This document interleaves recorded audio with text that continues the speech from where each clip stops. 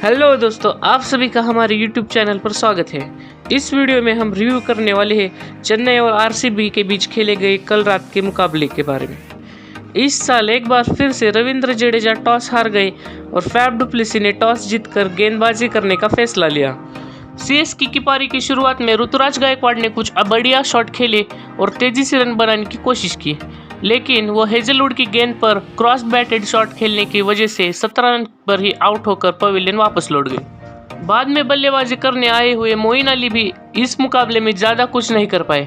वो मैक्सवेल की गेंद पर कट शॉट खेलकर 1 रन निकालने की कोशिश में रन आउट हो गए और पवेलियन 3 रन बनाकर ही वापस लौट गए। चेन्नई एक बार फिर से परेशानियों में फंसा था, क्योंकि पावर प्ले में उन्होंने सिर्फ 35 रन बनाए थे और अपने 2 विकेट खो दिए थे। 2 विकेट जल्दी खोने के बाद चेन्नई ने अलग काम किया। उन्होंने दुबे को रायडू और जडेजा के ऊपर बल्लेबाजी करने भेजा, क्योंकि वो इस साल फॉर्म में थे, और दुबे ने उतप्पा के साथ मिलकर अपनी टीम के स्कोर को आगे बढ़ाया और एक अच्छी पार्टनरशिप की शुरुआत की। 10 ओवर खत्म होने के बाद दोनों सेट हो चुके थे। उसके बाद उन्होंने पहले तो आरसीबी के स्पिनर्स के खिलाफ बहुत बढ़िया शॉट खेले और तेजी से रन बनाए। दोनों के 50 रन पूरे होने के बाद तो उन्होंने पीछे मुड़कर ही नहीं देखा। वो तेजी से रन बनाते गए, बड़े बड़े शॉट खेलते गए। उन दोनों के बीच 165 रनों की बहुत ही शानदार पार्टनरशिप बनी।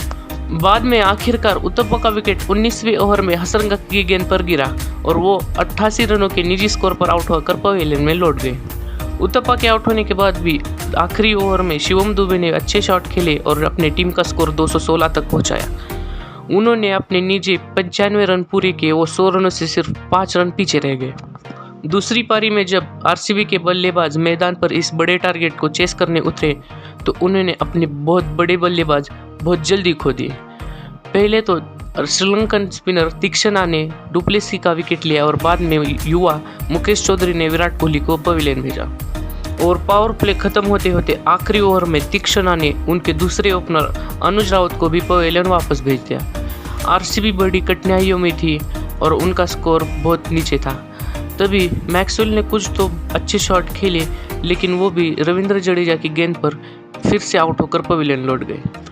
लेकिन 4 विकेट 50 रन के ही स्कोर पर खो देने के बाद भी इस साल अपना डेब्यू कर रहे सुयश प्रभुदेसाई और शहबाज अहमद ने अच्छी पार्टनरशिप बनाई और टीम के स्कोर को तेज़ी से आगे बढ़ाया। उन दोनों के बीच 60 रनों की बहुत ही अच्छी साझेदारी बनी, लेकिन बाद में सुयश प्रभुदेसाई आउट होकर पवेलियन लौट गए और उनका विकेट गिरने के बाद उनका साथ दे रहे शहबाज अहमद भी कुछ ही ओवर में आउट होकर वापस पवेलियन लौट गए। और इन दोनों का भी विकेट, दोनों ओपनर का विकेट लेने वाले महेश तीक्ष्णा ने ही लिया।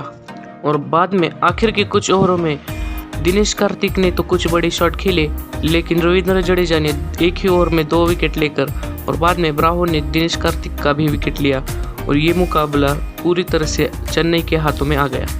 बाद में आखिरी विकेट के लिए सिराज ने कुछ बड़े शॉट खेले, लेकिन वो सिर्फ अपना हार का डिस्टेंस कम करने के लिए।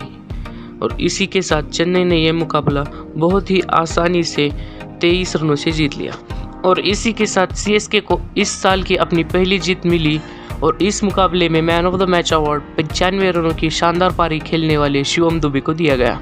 तो इस वीडियो में बस इतना ही। So like the video and subscribe to our channel.